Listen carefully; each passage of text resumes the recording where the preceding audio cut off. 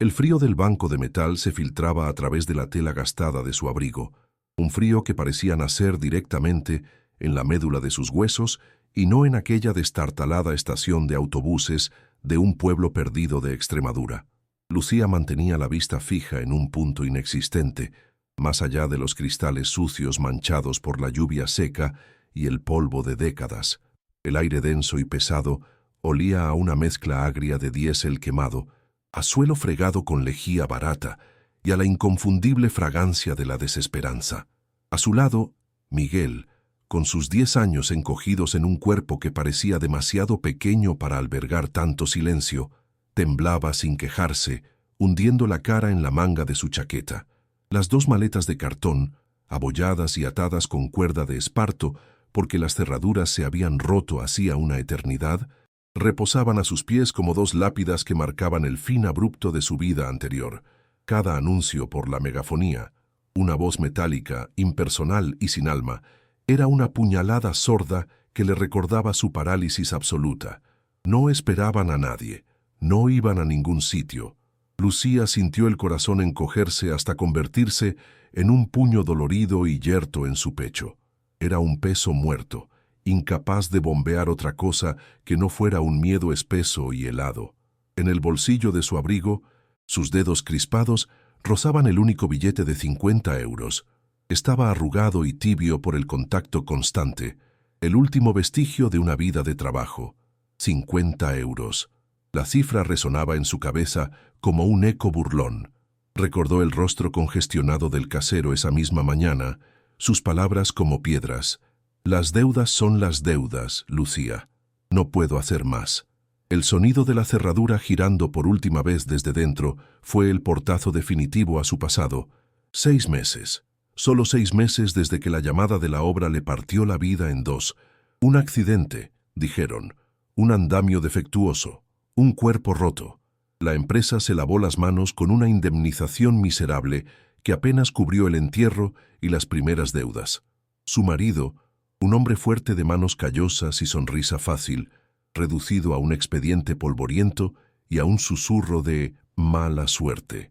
Sintió una punzada aguda en el estómago, un dolor familiar que ya no sabía si era hambre o angustia, probablemente las 2 cosas. Se mordió el labio hasta sentir el sabor metálico de la sangre, un dolor físico para distraer el torbellino que la devoraba por dentro. Desahuciados.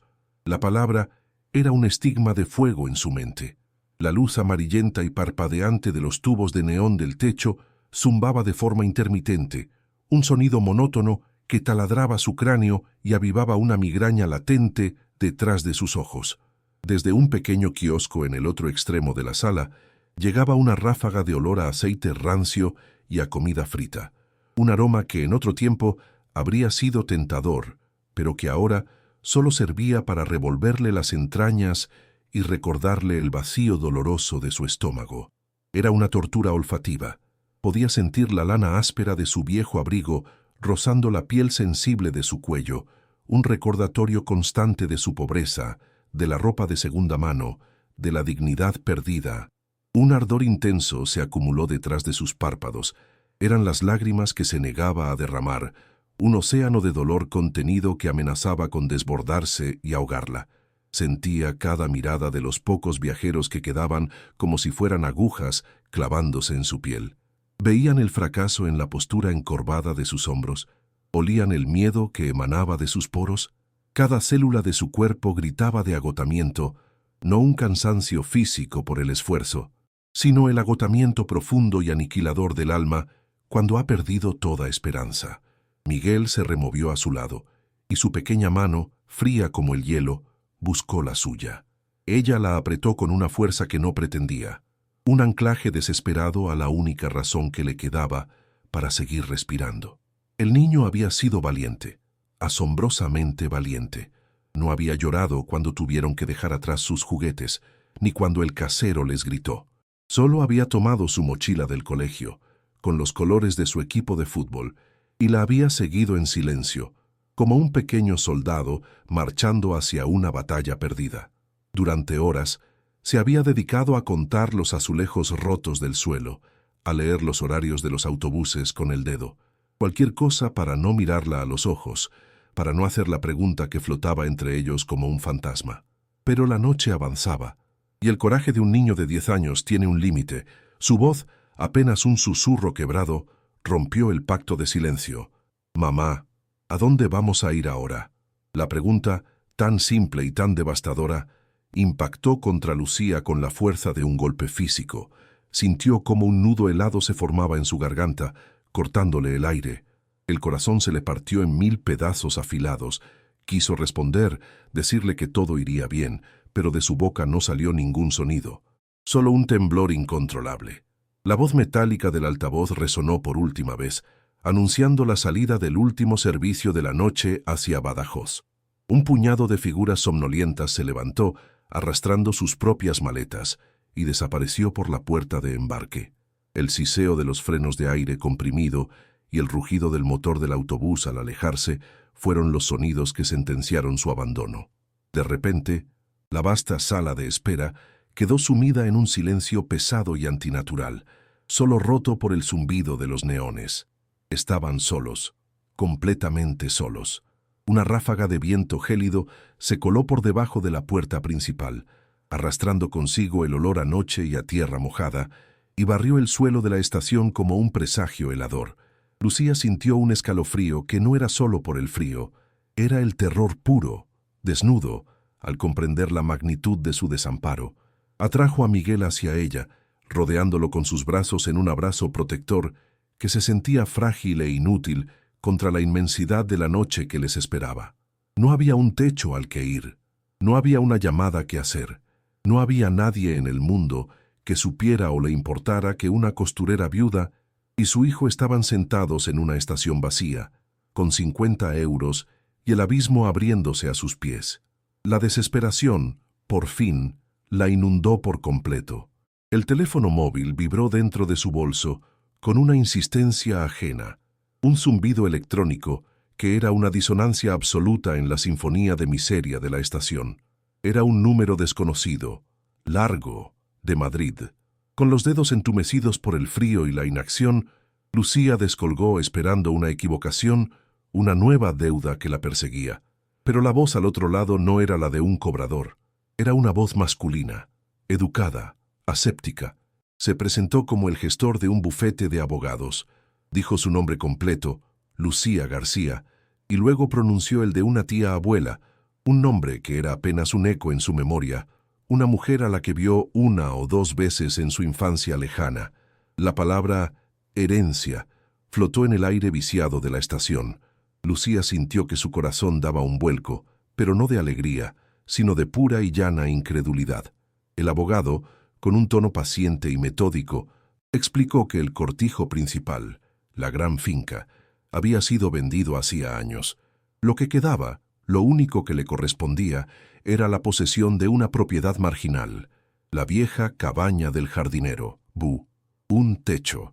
La palabra rebotaba en las paredes de su cráneo vacío, llenando poco a poco el hueco que había dejado la desesperación. Un techo. No era un palacio, no era dinero, pero era la promesa de 4 paredes y un lugar donde resguardarse de la noche inminente.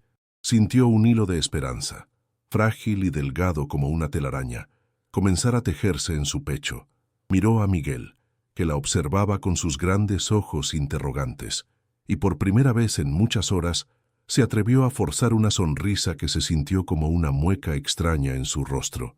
Un familiar nos ha dejado un sitio donde quedarnos, cariño. Una casita en el campo, susurró, su propia voz temblando por la emoción contenida. No se atrevía a creerlo del todo. Parecía un milagro cruel, una broma del destino. Pero la alternativa era quedarse allí, sentada en ese banco de metal hasta que el frío o la indiferencia los consumieran. La cabaña del jardinero. El nombre sonaba humilde, pero para Lucía, en ese instante, sonaba como el paraíso. Un ardor tibio comenzó a extenderse desde su estómago, una sensación casi olvidada. Con una determinación que no sabía que aún poseía, Lucía se puso en pie. El billete de 50 euros, su último tesoro, fue sacrificado en la ventanilla a cambio de 2 pasajes de ida a un pueblo cuyo nombre ni siquiera conocía. el más cercano a la finca según el abogado. El tacto del cartón de los billetes, aún tibios por la impresora, se sentía como una apuesta final y definitiva. Estaba apostando su último aliento, el futuro de su hijo, a la palabra de un extraño y al recuerdo borroso de una anciana. Mientras subían los escalones del viejo autobús, el olor a tapicería gastada y a ambientador de pino la envolvió, un aroma que por primera vez no le revolvió el estómago de náusea, sino que olía a movimiento, a cambio, a una huida hacia adelante. Las pesadas maletas fueron depositadas en el maletero con un golpe sordo. Al sentarse en el asiento desgastado junto a la ventanilla, Lucía sintió el motor vibrar bajo sus pies y, por un instante, se permitió cerrar los ojos e imaginar un pequeño lugar propio. El viaje fue largo y monótono. El autobús se arrastraba por carreteras secundarias que serpenteaban a través de un paisaje ocre y despoblado de Extremadura. Dehesas infinitas, salpicadas de encinas solitarias, pasaban ante sus ojos. Un mar de tierra seca, bajo un sol implacable que calentaba el cristal de la ventana hasta hacerlo arder al tacto. Miguel, tras un rato de observar fascinado la velocidad, se quedó dormido con la cabeza apoyada en el regazo de su madre. Lucía le acariciaba el pelo mientras sentía el traqueteo constante del vehículo en cada hueso de su cuerpo. El zumbido del motor era una nana hipnótica que la sumía en un estado de duermevela, un limbo entre el agotamiento y la ansiosa anticipación. Cada pueblo que cruzaban, con sus casas encaladas y sus ancianos sentados a la sombra, era un recordatorio de que se adentraban más y más en un mundo desconocido, un mundo que ahora, por la fuerza, debía convertirse en su hogar. El cansancio era un peso físico sobre sus hombros, pero la pequeña llama de esperanza la mantenía erguida. Finalmente, la voz cascada del conductor gritó el nombre de su parada. No era una estación, ni siquiera un pueblo. Era un simple cruce de caminos en mitad de la nada, con una marquesina de hormigón desportillada como única señal de civilización. El autobús se alejó levantando una nube de polvo rojizo que tardó en asentarse, dejándolos en un silencio abrumador, solo roto por el canto ensordecedor de las cigarras. El calor era sofocante, una manta pesada que les robaba el aliento. Lucía sintió una punzada de pánico. El aislamiento era mucho más profundo de lo que había imaginado. El abogado le había enviado la ubicación por mensaje. Siga el camino de tierra, junto al poste eléctrico caído. La finca de Antúnez. La cabaña está al fondo de la linde oeste.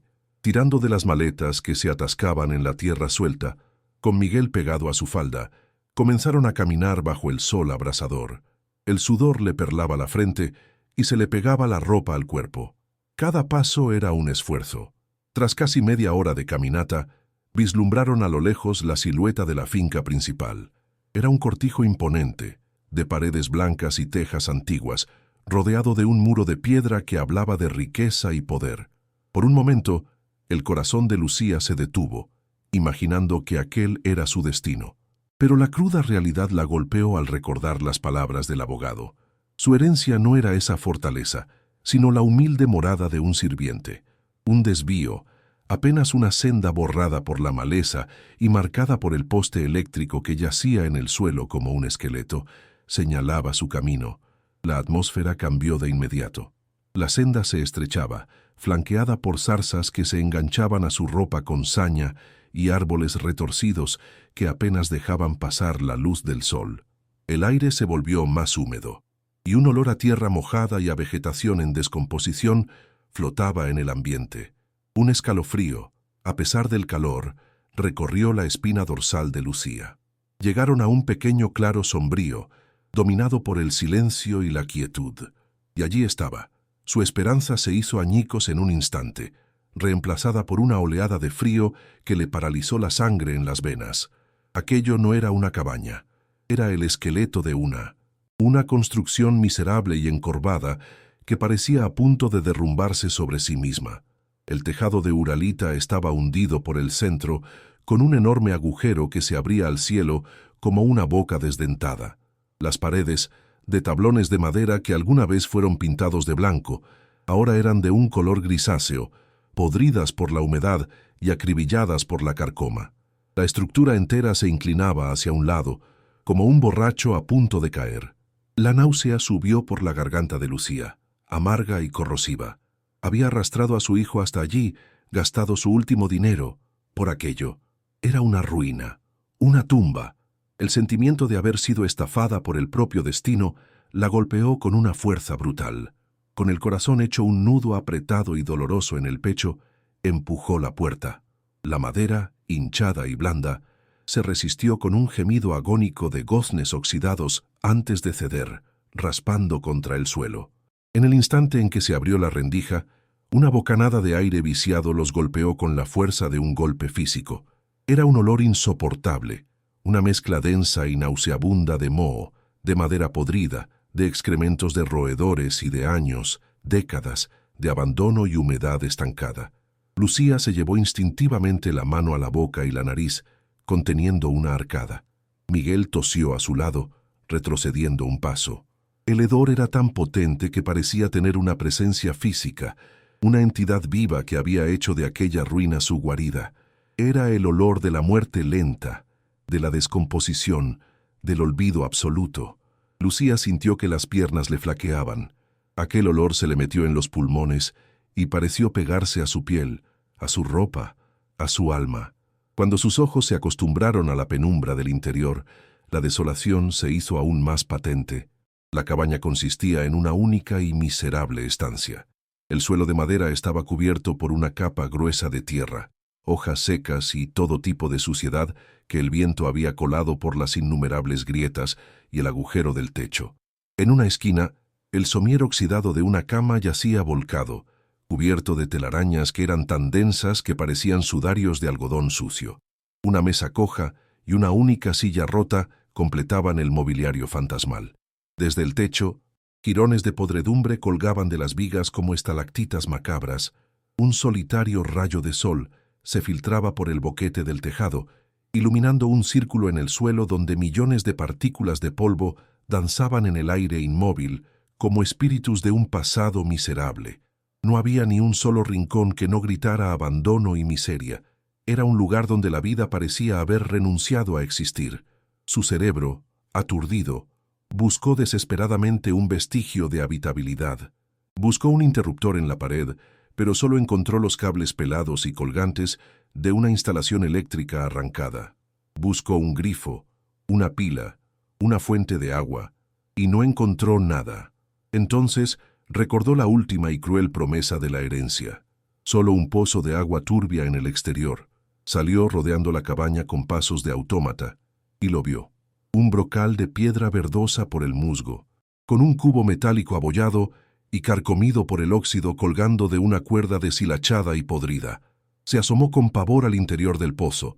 La oscuridad era casi total, pero en el fondo, muy abajo, pudo ver el brillo estancado de un agua negra, cubierta por una capa de hojas y suciedad. Su propio rostro se reflejó en ella, una máscara de horror y desesperanza. No había agua corriente, no había luz, no había nada. Esto no era un refugio, era una condena. El último hilo de fortaleza que la mantenía en pie se rompió. La falsa esperanza que la había sostenido durante el viaje se reveló como la más cruel de las torturas. Era peor que la estación de autobuses, infinitamente peor. Allí al menos había gente, luces, la posibilidad de un próximo autobús. Aquí solo había silencio, podredumbre y un aislamiento tan absoluto que le helaba el alma. Se apoyó contra la pared exterior de la cabaña y la madera húmeda y descompuesta se sintió fría y pegajosa a través de su abrigo. Las lágrimas, que había contenido con tanta fuerza, finalmente brotaron. No eran sollozos ruidosos, sino un llanto silencioso, agotado, un río de lágrimas calientes y amargas que se deslizaban por sus mejillas sucias de polvo. Sentía el estómago contraído en un nudo de puro dolor. El fracaso era una sensación física, un peso aplastante que le impedía respirar. Había llevado a su hijo al fin del mundo para enterrarlo en vida en aquella pocilga. Miguel, que había permanecido en un silencio sobrecogedor durante todo el tiempo, se acercó a ella. No lloraba, no se quejaba, simplemente se quedó a su lado y su voz pequeña y frágil Pronunció la frase que terminó de destrozarla. «Mamá, esto es peor que la estación». La verdad, tan simple y tan brutal, salida de la boca de su hijo. Lucía lo miró, vio el miedo y la confusión en su rostro pálido, y supo que tenía razón. Habían cambiado un purgatorio público por un infierno privado. El sentimiento de culpa la ahogó. Era una mala madre, una fracasada, una idiota que había perseguido un espejismo. Se abrazó a sí misma, temblando de forma incontrolable, no por el frío, sino por el terror desnudo de haberse quedado atrapada en el fondo del abismo. La noche estaba empezando a caer, y la oscuridad que se cernía sobre el campo extremeño no era nada comparada con la oscuridad que había engullido su corazón. Estaban solos, sin dinero y sin escapatoria. La noche no trajo consuelo, solo una oscuridad más profunda y un frío que se colaba por cada rendija de la cabaña como un ladrón silencioso. Lucía y Miguel durmieron abrazados sobre un montón de hojas secas en el rincón menos húmedo, cubiertos por sus abrigos. Pero el sueño de Lucía fue una sucesión de pesadillas febriles, un tormento de imágenes de andamios que se rompían y el sonido de la cerradura de su antiguo piso girando por última vez. Despertó antes del amanecer, con el cuerpo dolorido y un sabor amargo en la boca. El silencio del campo era casi absoluto, roto solo por el lejano canto de un gallo y el susurro del viento en los árboles. Vio a Miguel dormir, su rostro sereno a pesar de todo, y sintió una oleada de feroz determinación. No podía rendirse, no allí, no así, no mientras su hijo respirara a su lado. Era una madre, y una madre lucha hasta el último aliento, incluso cuando el mundo se ha derrumbado a sus pies.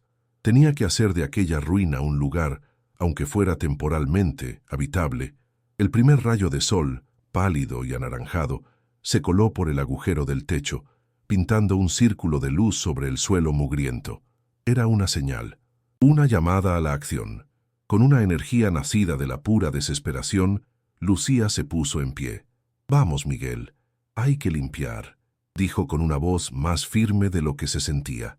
Encontró una vieja escoba deshilachada en una esquina, un artefacto que parecía tan antiguo como la propia cabaña. Mientras Miguel recogía las hojas y las ramas más grandes con sus pequeñas manos, Lucía comenzó a barrer. El sonido del ramaje seco arañando la madera era áspero y rítmico.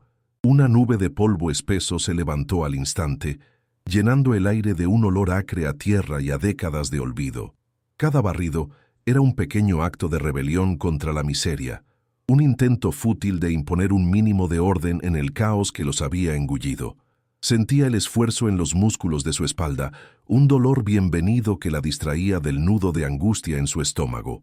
Estaba barriendo cerca de la pared del fondo, una zona especialmente oscura y húmeda, donde la podredumbre de la madera era más evidente.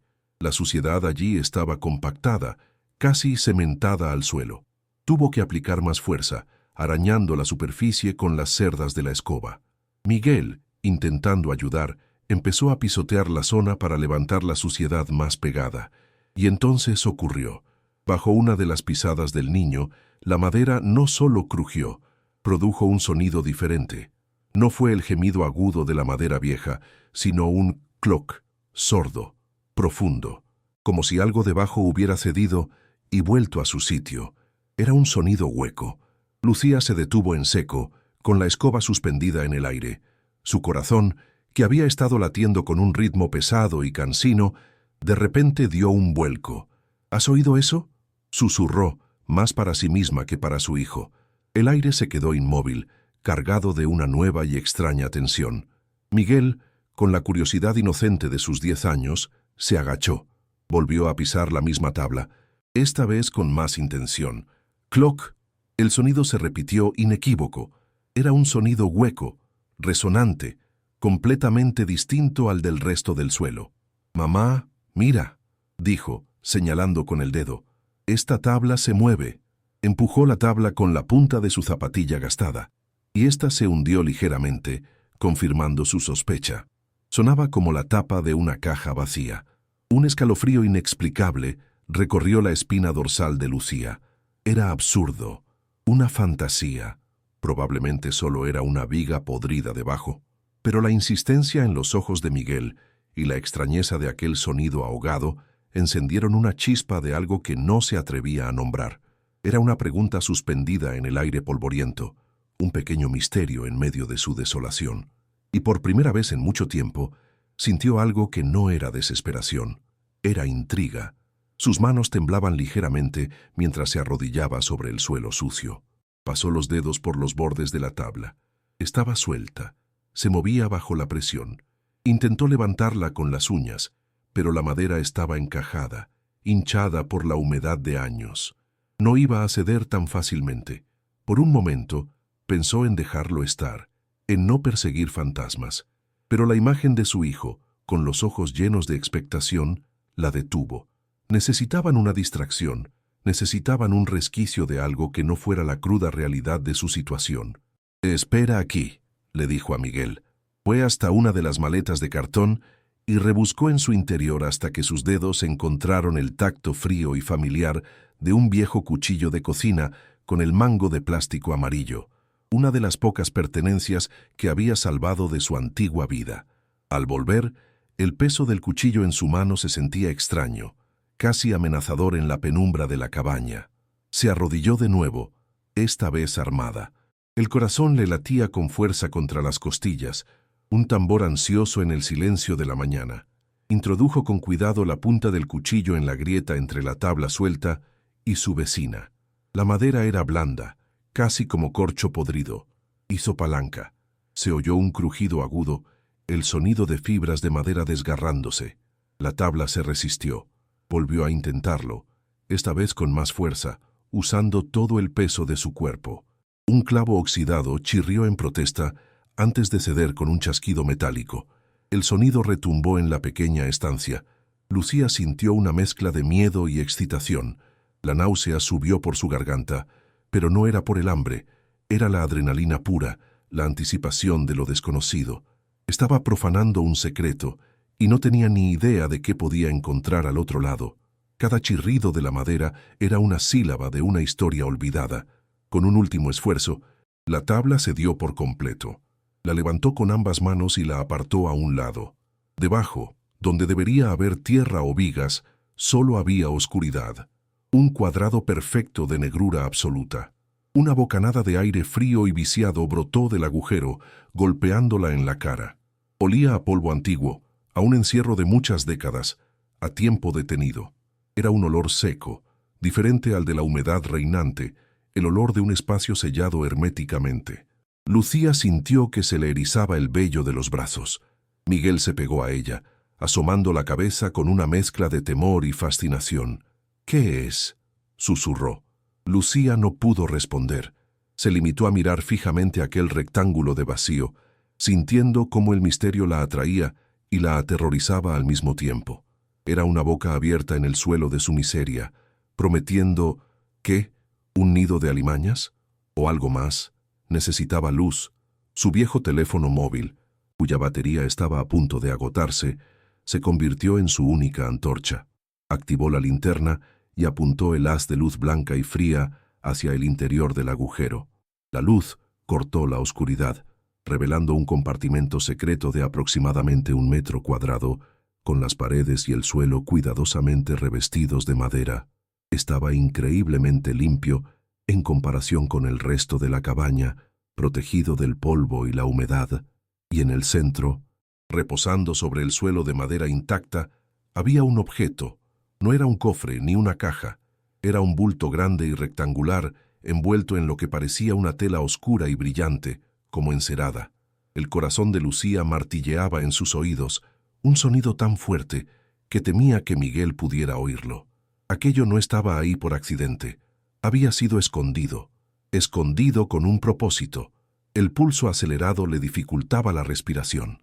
Miró a Miguel, cuyo rostro estaba pálido a la luz del teléfono. «Quédate aquí arriba, no te muevas», ordenó con una voz que sonó más autoritaria de lo que pretendía. Se tumbó en el suelo, con el teléfono en la boca para mantener el haz de luz apuntando hacia abajo, y estiró el brazo hacia el interior del compartimento. El aire allí dentro era notablemente más frío. Sus dedos rozaron la superficie del bulto.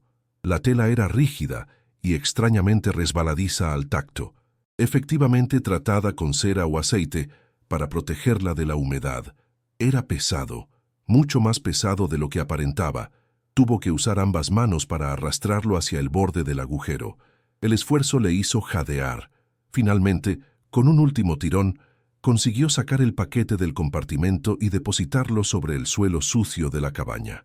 El sonido sordo que hizo al caer habló de su densidad. Se arrodilló frente al misterioso bulto. La tela encerada estaba atada con una cuerda de cuero reseca que se deshizo en polvo en cuanto la tocó. Con manos temblorosas, empezó a desenvolver las capas de tela protectora. La rigidez del material hacía que cada pliegue se abriera con un crujido seco. Debajo de la primera capa encerada había otra de arpillera áspera y debajo de esa una última capa de lino amarillento por el tiempo. A medida que desenvolvía, un olor metálico, casi imperceptible pero extrañamente limpio, empezó a flotar en el aire. La anticipación era una tortura.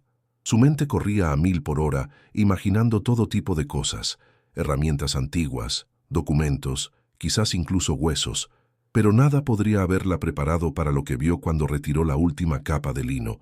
La débil luz del teléfono incidió sobre la superficie y devolvió un brillo cálido, denso, inconfundible. Oro. La palabra se formó en su mente, pero sus labios no pudieron pronunciarla. Se quedó sin aliento, como si le hubieran dado un puñetazo en el estómago. No eran joyas, no eran monedas, eran lingotes, pequeños ladrillos de oro macizo, perfectamente rectangulares, apilados uno junto al otro. El brillo del metal precioso parecía absorber y devolver la luz de una manera casi sobrenatural, una luz viva en la penumbra de la cabaña. Sintió una oleada de vértigo, una desconexión total de la realidad. Hacía unas horas, lloraba por 50 euros. Ahora, estaba arrodillada frente a una fortuna que su mente era incapaz de procesar. Era imposible. Era un sueño. Extendió un dedo tembloroso y rozó la superficie de uno de los lingotes. Estaba frío, sólido, real. Un sollozo ahogado se escapó de su garganta, una mezcla de shock, miedo y una incredulidad tan absoluta que dolía. Con un movimiento casi autómata, tomó uno de los lingotes. Su peso la sorprendió. Era increíblemente denso, mucho más pesado de lo que su tamaño sugería. Se sentía como sostener un trozo de estrella caída en la palma de su mano. Lo giró lentamente. La luz del teléfono reveló una pequeña inscripción grabada en la superficie. Un sello cuadrado con unas letras y un número. Pudo distinguir la palabra «Credit» y una cruz, un sello suizo. Contó los lingotes. Había 10. 10 ladrillos de pura, sólida y pesada riqueza. 10 llaves a una vida que ni siquiera se había atrevido a soñar. La ironía era tan cruel, tan brutal, que casi la hizo reír histéricamente. Estaba en la más absoluta miseria, en una choza podrida, con el estómago vacío, y a sus pies yacía una fortuna capaz de comprar la finca entera y 100 más como esa. La visión del oro brillando sobre el suelo inmundo era una imagen de locura. Pero había algo más. Al mover el último lingote para examinarlo, vio que no estaban solos en su nido de tela. A un lado, cuidadosamente colocado junto a la pila de oro, había otro objeto. Era un libro, un pequeño diario de tapas de cuero oscuro, resecas y agrietadas por el paso del tiempo. Una fina correa de cuero lo mantenía cerrado. El contraste entre el frío y pragmático brillo del oro y la cálida y orgánica presencia del diario era sobrecogedor. El oro era el qué. El diario, Lucía lo supo en un instante, era el porqué. El oro era la riqueza. El diario era la historia, el secreto. El corazón le dio un vuelco, esta vez no por la sorpresa, sino por una nueva oleada de miedo. Esto no era un tesoro encontrado, esto era un secreto desenterrado. Y los secretos, especialmente los que se guardan con tanto oro, suelen ser peligrosos. Con un cuidado infinito, como si estuviera manejando una reliquia sagrada, Lucía tomó el diario. El cuero se sentía frágil y quebradizo bajo sus dedos. Desató la correa que se partió con un chasquido seco. Abrió la primera página. El papel era grueso, amarillento, y estaba cubierto de una caligrafía apretada, elegante pero difícil de descifrar. Pero el verdadero shock vino al intentar leer las palabras. No entendía nada. No era español. Las letras eran angulosas, extrañas, con símbolos que nunca había visto. Era alemán, una lengua completamente ajena a ella. El misterio se profundizó al instante. ¿Qué hacía un diario escrito en alemán, enterrado junto a 10 lingotes de oro suizo, bajo el suelo de la humilde cabaña de un jardinero en mitad de la dehesa extremeña? La pregunta era tan grande, tan abrumadora, que por un momento eclipsó el brillo del propio oro. El género de la historia había cambiado en un abrir y cerrar de ojos. Ya no se trataba de sobrevivir a la pobreza, ahora se trataba de sobrevivir a un secreto. Lucía sintió una punzada de terror puro. Aquel oro no era una bendición, era una maldición. Era un peso que la anclaría a aquel lugar, a aquel misterio. ¿A quién pertenecía? ¿Por qué estaba escondido allí? ¿Quién lo había puesto? Y la pregunta más aterradora de todas, ¿alguien más sabía que estaba allí? ¿Alguien podría venir a buscarlo? De repente, cada sonido del exterior se magnificó. El crujido de una rama, el susurro del viento, el lejano ladrido de un perro. Todo parecía una amenaza potencial. La cabaña, que antes era una prisión de miseria, ahora se había convertido en una prisión de miedo. Estaba sentada sobre un tesoro que no podía usar y un secreto que no podía entender, sola y aterrorizada. Con una urgencia febril, empezó a guardar todo de nuevo. Su mente funcionaba a una velocidad vertiginosa. Impulsada por el pánico, tenía que ocultarlo, tenía que hacer como si nunca lo hubiera encontrado. Volvió a envolver los lingotes y el diario en sus capas de tela, notando cómo sus manos no dejaban de temblar. El brillo del oro desapareció, engullido de nuevo por la tela encerada, pero su imagen estaba grabada a fuego en su retina. La existencia de aquel tesoro había cambiado el aire que respiraba, la luz que veía, el suelo que pisaba. Todo estaba ahora teñido por la presencia de aquel secreto. Miguel la miraba en silencio, con los ojos muy abiertos, comprendiendo por el pánico de su madre que aquello era algo más grande y más peligroso que un simple hallazgo. No era un juego, no era una aventura, era una amenaza real y tangible. Con mucho cuidado, volvió a meter el pesado bulto en el compartimento secreto. El corazón le dolía por el esfuerzo y la tensión. Colocó la tabla de madera suelta de nuevo en su sitio, encajándola lo mejor que pudo. Se puso en pie y empezó a esparcir la suciedad y el polvo por encima, intentando borrar cualquier evidencia de que había sido movida. Barrió las huellas de sus rodillas, los trozos de madera astillada, cualquier cosa que pudiera delatar su descubrimiento. Sentía una paranoia creciente, la sensación de estar siendo observada. El aislamiento de la cabaña, que antes le había parecido una condena, ahora se sentía como una vulnerabilidad extrema. Estaban solos y expuestos. Si alguien venía a por el oro, nadie los oiría gritar. La cabaña no era un refugio, era una trampa. Cuando terminó, el suelo parecía tan sucio y abandonado como antes. El secreto estaba de nuevo enterrado, pero ahora ella era su guardiana. La carga de aquel conocimiento era un peso físico sobre sus hombros. Miró a su hijo, que no había dicho una palabra, y se arrodilló frente a él. «Miguel», dijo en un susurro intenso, cogiéndole por los hombros, «no podemos decir ni una palabra de esto a nadie. A nadie. ¿Me oyes? Es nuestro secreto, y es muy, muy importante que siga siéndolo». El niño, con una solemnidad impropia de su edad, asintió lentamente. Había visto el terror en los ojos de su madre, y eso era suficiente para él. El hallazgo no los había unido en la alegría, sino en un pacto de silencio, un juramento forjado en el miedo. El resto de la mañana transcurrió en una niebla de ansiedad. Lucía intentó seguir con la limpieza, pero sus movimientos eran mecánicos. Su mente estaba en otra parte. Cada 2 por 3, su mirada se desviaba hacia la tabla del suelo, comprobando que seguía en su sitio, que nada había cambiado. El oro y el diario latían bajo sus pies como un corazón enterrado. La pregunta sobre el diario la consumía. ¿Qué historia contaba? ¿Qué crimen o qué tragedia se escondía en aquellas páginas escritas en alemán? Sabía, con una certeza, que le helaba la sangre, que la respuesta a esa pregunta era la clave de todo.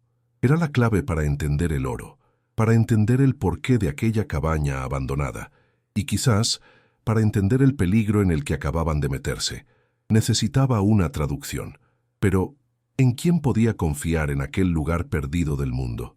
El hambre, que había sido su principal tortura, ahora había pasado a un segundo plano, reemplazada por una ansiedad que le cerraba el estómago. El dinero ya no era su problema más acuciante. Ahora su problema tenía el brillo del oro y el peso de una historia desconocida. Se sentó en el umbral de la puerta, mirando hacia la dehesa infinita, pero no veía el paisaje. Veía el rostro de su marido, el rostro del casero, y ahora el brillo fantasmal de 10 lingotes de oro. Su vida se había convertido en una novela de misterio barata, y ella era la protagonista aterrorizada que no sabía cómo pasar a la siguiente página. La esperanza que había sentido al encontrar el escondite se había evaporado, dejando tras de sí un residuo de miedo puro y duro. No había encontrado una solución. Había encontrado un problema infinitamente más grande y peligroso. Mientras el sol subía en el cielo, calentando el tejado roto de la cabaña, Lucía tomó una decisión. No podía quedarse allí, paralizada por el miedo, esperando a que el destino decidiera por ella. Tenía que ser proactiva. Tenía que averiguar qué decía aquel diario. Se acordó de las palabras del conductor del autobús, que había mencionado de pasada un pueblo vecino, un poco más grande, a unos pocos kilómetros de allí. Allí vive de todo, hasta un profesor alemán jubilado, había dicho riendo. En ese momento no le había prestado atención. Ahora, esas palabras resonaban en su cabeza como una posible tabla de salvación. Un profesor alemán jubilado. Podría ser una coincidencia, podría ser una locura, pero en su situación era la única pista que tenía, el único hilo del que podía tirar. Sintió una nueva oleada de energía, esta vez no nacida de la desesperación, sino de un propósito claro. Tenía que arriesgarse, tenía que encontrar a ese hombre. Dejaría el oro escondido, bien enterrado bajo el suelo, pero el diario tenía que ir con ella. Era la llave. Antes de que el miedo pudiera volver a paralizarla, se levantó y se preparó para caminar. Le explicó a Miguel que iban a ir al pueblo a comprar algo de comida, una mentira piadosa para no asustarle más. Pero mientras escondía el pequeño diario de cuero en el fondo de su bolso, bajo un pañuelo gastado, sintió el peso de su decisión. Estaba saliendo de su escondite, llevando consigo la prueba del secreto. Estaba caminando voluntariamente hacia el corazón del misterio, sin saber si al final del camino encontraría la salvación o la perdición definitiva. La puerta de la cabaña se cerró a sus espaldas con el mismo gemido agónico de antes, pero esta vez el sonido era diferente. Ya no era el lamento de una ruina abandonada. Ahora sonaba como el cierre de una cámara acorazada. Dentro, en la oscuridad, bajo una tabla suelta, yacía una fortuna en oro. Fuera, bajo el sol implacable de Extremadura, una costurera viuda caminaba por un sendero polvoriento, con el corazón en un puño y un diario escrito en alemán en su bolso, en busca de una verdad que prometía ser tan valiosa y tan peligrosa como el tesoro que acababa de encontrar.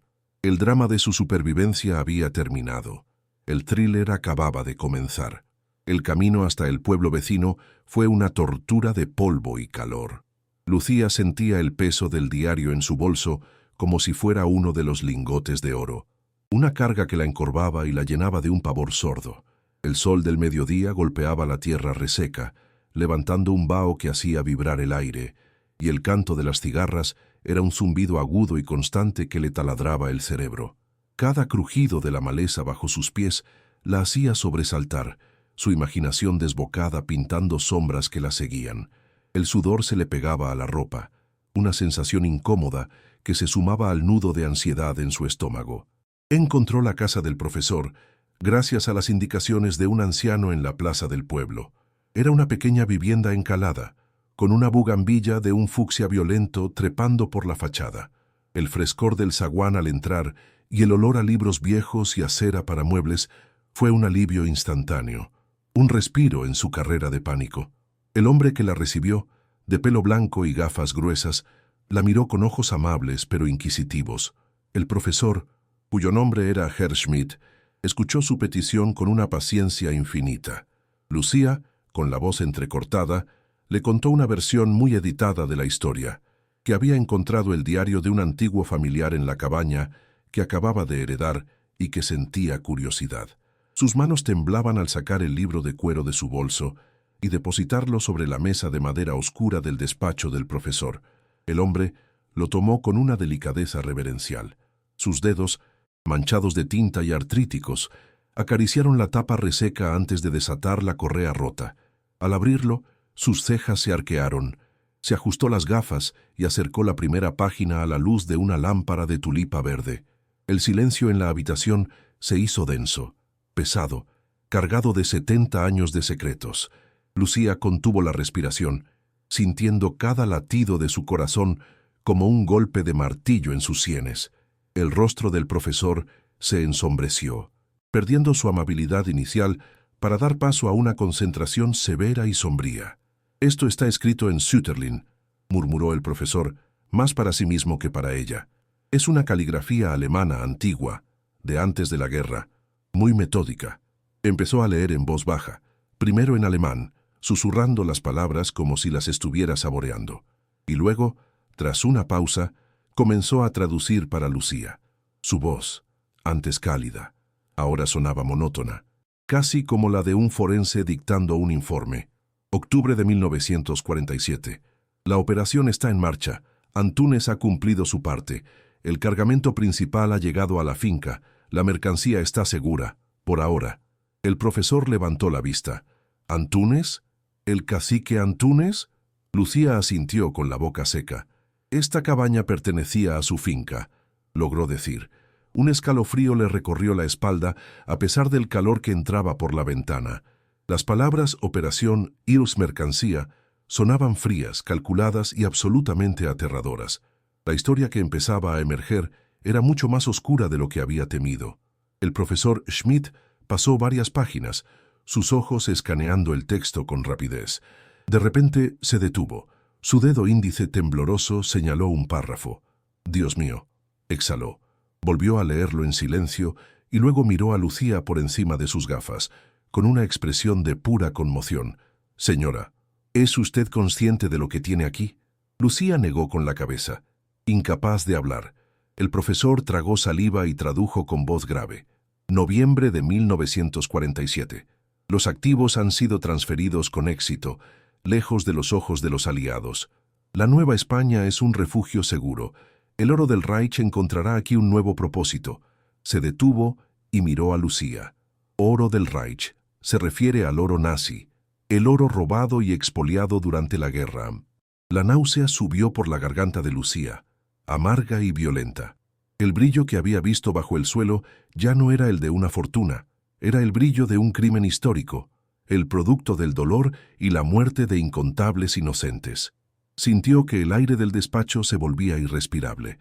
Continuó leyendo, su voz ahora un susurro tenso que llenaba el cuarto. El diario se convertía en un manual de contrabando. Klaus, el jardinero, describía con una precisión escalofriante cómo usó los camiones de abono y semillas para mover los lingotes desde la frontera francesa, sorteando los escasos controles de la posguerra. Describía la crueldad y la codicia del cacique Antúnez, un hombre que sonreía mientras contaba las piezas, un hombre cuyo poder político en la región le garantizaba una impunidad absoluta. El diario hablaba de sobornos a la Guardia Civil, de amenazas a los vecinos para asegurar su silencio. Lucía sintió que su estómago se contraía dolorosamente. Estaba leyendo la confesión de un hombre muerto que detallaba la corrupción que había envenenado aquella tierra desde hacía décadas, una corrupción cuyas raíces, probablemente, aún estaban vivas y bien ancladas en el presente. Cada palabra era un ladrillo más en el muro de terror que se estaba construyendo a su alrededor. El profesor Schmidt llegó a la última página escrita. La caligrafía, antes ordenada y precisa, ahora era casi ilegible, trazada con una mano temblorosa y desesperada. La fecha era de 2 días después del último apunte. Su voz se quebró al traducir. Enero de 1948. El oro está escondido, bajo mis pies. Debía recibir mi parte y partir hacia Argentina mañana. Pero Antúnez ha cambiado. Sus ojos están fríos. me vigila. Sé que no tiene intención de dejarme marchar. Sabe que soy el único que conoce la verdad. Creo que piensa silenciarme esta noche. El profesor hizo una pausa. Sus ojos se llenaron de una tristeza infinita. Leyó la última frase, un epitafio escrito por la propia víctima. Si no vuelvo a escribir, mi cuerpo yace donde yace mi tesoro. Que Dios se apiade de mi alma. El profesor cerró el diario con un golpe sordo. El silencio que siguió fue más aterrador que cualquier grito. El jardinero Klaus no se marchó, fue asesinado, y su tumba era la cabaña. Su tumba era ahora el hogar de Lucía. Un temblor incontrolable se apoderó del cuerpo de Lucía. Estaba sentada sobre la tumba de un hombre asesinado y sobre una fortuna de oro manchado de sangre. El profesor Schmidt se quitó las gafas y se frotó los ojos cansados. «Señora García», dijo con una solemnidad que le heló la sangre, Esto es extremadamente peligroso. La familia Antúnez sigue siendo la más poderosa de esta comarca. Su nieto, el doctor Valdemar, es un hombre influyente y, según dicen, implacable. Heredó las tierras y con ellas, probablemente, los secretos de su abuelo. Si alguien sospecha que usted tiene esto, dijo, señalando el diario, su vida y la de su hijo no valdrán nada. Las palabras del profesor confirmaron su peor pesadilla. No había encontrado un tesoro, había encontrado una sentencia de muerte. El miedo era una presencia física, un animal agazapado en la habitación que la miraba fijamente a los ojos, esperando el momento de saltar sobre ella. El camino de vuelta fue una pesadilla lúcida. El sol, que antes la castigaba, ahora parecía una luz de interrogatorio que la exponía. Cada sombra de encina era una silueta amenazante, cada ráfaga de viento un susurro con el nombre de Klaus o Antúnez. El mundo a su alrededor se había transformado en el escenario de un crimen. El polvo del camino ya no era solo polvo, era la tierra que había cubierto un asesinato durante 70 años. El peso del diario en su bolso era ahora insoportable, un objeto maldito que contenía la verdad y con ella su perdición. Sentía el fantasma del jardinero alemán caminando a su lado, un compañero silencioso que le rogaba justicia. Su propia miseria, el desahucio, el hambre, todo parecía trivial, ridículo, en comparación con la monstruosidad del secreto que ahora portaba. Ya no era una costurera viuda. Era la única testigo de un crimen que conectaba el horror nazi con la brutalidad de un cacique local. Y estaba sola, terriblemente sola.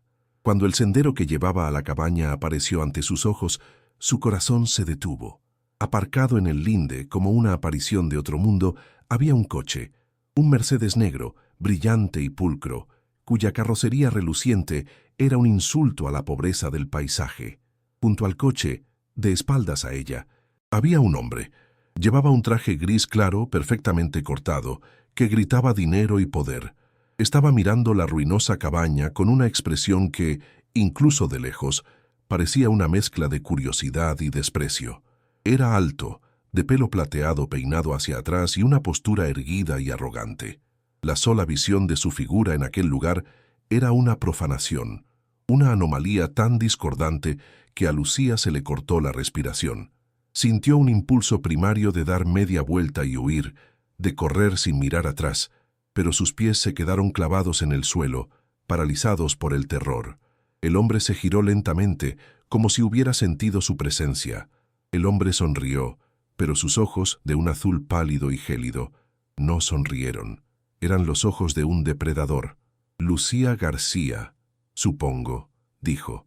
Su voz era suave, educada, con una entonación culta que no encajaba en absoluto con el entorno. Pero bajo la superficie de seda había un filo de acero. «Mi nombre es Valdemar, doctor Valdemar». No dijo el apellido Antúnez, pero no hacía falta. Lucía lo supo en el instante en que vio la crueldad latente en la comisura de sus labios, la misma crueldad que Klaus había descrito en su diario. Era el nieto del cacique, el heredero del secreto. Miguel, que había salido a esperarla, corrió a refugiarse tras las piernas de su madre, sintiendo instintivamente el peligro que emanaba de aquel hombre. Lucía sintió la pequeña mano de su hijo aferrándose a su falda y supo que tenía que ser fuerte. El aire entre ellos crepitaba con una tensión insoportable, un duelo silencioso entre el poder y el miedo. «Una defecio, ¿verdad?», dijo Valdemar, haciendo un gesto despectivo hacia la cabaña. «Estoy adecentando las antiguas tierras de la familia, limpiando la propiedad. Esta pequeña parcela es la última pieza que me queda. Es una ruina peligrosa». Paseó la mirada por el rostro pálido y asustado de Lucía. «Mire, seamos prácticos. Le ofrezco una cantidad simbólica por las molestias, digamos 1000 euros, en efectivo, ahora mismo, para que pueda marcharse y encontrar un lugar más adecuado para usted y el niño». La oferta era una bofetada, una miseria ridícula que demostraba el poco valor que le daba a su vida. Lucía sintió una oleada de ira impotente mezclada con un terror que la paralizaba. No era una oferta, era una orden de desalojo. Él la estaba poniendo a prueba, tratando de medir su desesperación, tratando de comprarla por una cantidad irrisoria antes de que descubriera el verdadero valor de lo que pisaba. Sus ojos fríos abandonaron el rostro de Lucía y comenzaron a escanear el terreno con una intensidad apenas disimulada. Se detuvieron en el pozo, luego en la zona cercana a la puerta de la cabaña, donde la tierra había sido barrida. Su mirada era la de un cazador buscando las huellas de su presa. «En mi familia siempre han corrido viejas leyendas», dijo con una falsa casualidad, bajando ligeramente la voz. «Cuentos de tesoros perdidos, cosas que mi abuelo escondió por la finca». Sus ojos volvieron a clavarse en los de Lucía, agudos, penetrantes. «No habrá encontrado usted nada inusual, ¿verdad? ¿Alguna herramienta vieja, baratijas, papeles antiguos?» La pregunta fue como un puñetazo en el estómago. Lucía sintió que la sangre se le helaba en las venas. Lo sabía, o al menos lo sospechaba con una certeza que lo había traído hasta allí. Luchó por mantener su rostro inexpresivo, por controlar el temblor de sus labios. La mentira que tenía que decir era la más importante de su vida. «No, no, señor, nada. Acabamos de llegar. Solo hay suciedad y ratas», balbuceó Lucía, su propia voz sonando débil y extraña en sus oídos. La sonrisa de Valdemar se tensó, convirtiéndose en una línea delgada y cruel. Dio un paso hacia ella, invadiendo su espacio personal. El olor de su colonia cara, una fragancia cítrica y amaderada, resultó sofocante, obsceno en aquel ambiente de pobreza. «Una lástima», susurró, y el susurro fue más amenazante que un grito, «porque este es un lugar muy aislado, muy peligroso. Hay serpientes. El terreno es inestable. Una mujer sola con un niño». Hizo una pausa dramática, dejando que el peso de sus palabras se hundiera en la mente de Lucía. Sería una verdadera tragedia que ocurriera algo. Los accidentes, ya sabe, suceden con tanta facilidad por aquí. La amenaza era explícita, una sentencia pronunciada con una sonrisa gélida. El rugido del motor del Mercedes al arrancar fue un sonido brutal que desgarró el silencio del campo. Valdemar no dijo nada más. Le dirigió una última mirada, una mirada que prometía un regreso, y se marchó, levantando una nube de polvo rojo que se cernió sobre la cabaña como una bruma de sangre. Lucía se quedó inmóvil, abrazando a Miguel con tanta fuerza que el niño se quejó. Su cuerpo entero temblaba de forma violenta e incontrolable. El miedo que sentía ya no era una emoción abstracta, era un veneno que corría por sus venas, un frío glacial que le había llegado hasta la médula de los huesos. Ya no se trataba de un crimen del pasado. El heredero del asesino estaba allí, había olido el secreto y no se detendría ante nada para protegerlo y reclamar el tesoro de su abuelo. La cabaña, su único y miserable refugio, se había convertido oficialmente en la boca del lobo, y ella estaba dentro. Ahora estaba atrapada. Denunciarlo a la Guardia Civil local era un suicidio. El profesor se lo había advertido y el poder que emanaba Valdemar lo confirmaba. Probablemente estaban en su bolsillo desde los tiempos de su abuelo. Callar y huir era imposible. No tenía a dónde ir ni cómo hacerlo. El oro que yacía bajo sus pies era, al mismo tiempo, su condena y su única posible salvación. Pero para usarlo, primero tenía que sobrevivir. Y Valdemar no era un hombre paciente. Lo había visto en sus ojos. Volvería, y no sería para hacer otra oferta. Se sentía como un ratón acorralado por una serpiente, con cada opción llevando a un final fatal. Tenía que proteger a su hijo, pero ¿cómo? Arriesgándose a desvelar un secreto que podría matarlos o esperando en silencio a que el asesino llamara a su puerta. La carga de la decisión la aplastaba, un peso insoportable sobre su alma. ¿Qué harías tú en su lugar? ¿Confiarías en la justicia y arriesgarías todo? ¿O intentarías tomar el oro y huir, sabiendo que te perseguirían para siempre? El polvo levantado por el Mercedes se asentó lentamente, cubriendo la maleza y el alma de Lucía con una fina capa de pavor rojizo. Se quedó petrificada, con la mano de Miguel aferrada a la suya, sintiendo el latido frenético del pequeño corazón del niño contra su palma. El silencio que siguió al rugido del motor era más ensordecedor que cualquier ruido. Era un silencio preñado de amenazas, un vacío que su mente se apresuró a llenar con los peores escenarios posibles.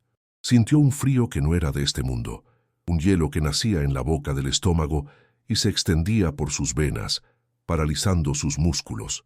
La sonrisa de Valdemar, una máscara de cordialidad sobre un abismo de crueldad, estaba grabada a fuego en su retina. Los accidentes suceden, había dicho. No era una advertencia, era una promesa. La cabaña, que antes era una ruina, ahora se sentía como una jaula abierta, esperando a que el depredador decidiera volver para jugar con su presa antes del golpe final. El aire, de repente, olía solo a tierra seca y a miedo puro, un aroma que lo impregnaba todo. Con un esfuerzo sobrehumano, arrastró a Miguel hacia el interior de la cabaña, cerrando la puerta chirriante como si aquel gesto frágil pudiera protegerlos, pero la sensación de vulnerabilidad era abrumadora. Las paredes podridas, los agujeros en el techo, la ventana sin cristal, todo eran ojos que la observaban desde la oscuridad inminente del atardecer. Cada crujido de la madera vieja era un paso en el exterior. Cada susurro del viento entre las hojas secas era la voz de Valdemar repitiendo su amenaza. Sintió una paranoia tan intensa que le erizó la piel de los brazos y la nuca. Se sentía expuesta, desnuda ante un enemigo invisible y todopoderoso. La soledad, que antes era una compañera melancólica, ahora se había convertido en un monstruo que la asfixiaba. Estaba atrapada en el centro de una telaraña y acababa de sentir la vibración que anunciaba la llegada inminente de la araña. Su corazón latía con la fuerza de un pájaro enjaulado, batiéndose contra sus costillas en un intento desesperado por escapar del terror que la invadía. La noche cayó como un sudario negro sobre la dehesa. La oscuridad dentro de la cabaña era casi absoluta, apenas mitigada por el pálido resplandor de la luna que se colaba por el boquete del tejado. Lucía no se atrevía a encender la linterna del móvil, temiendo que su débil luz fuera un faro que delatara su posición. Estaba acurrucada con Miguel en el rincón más alejado de la puerta, conteniendo la respiración a cada instante.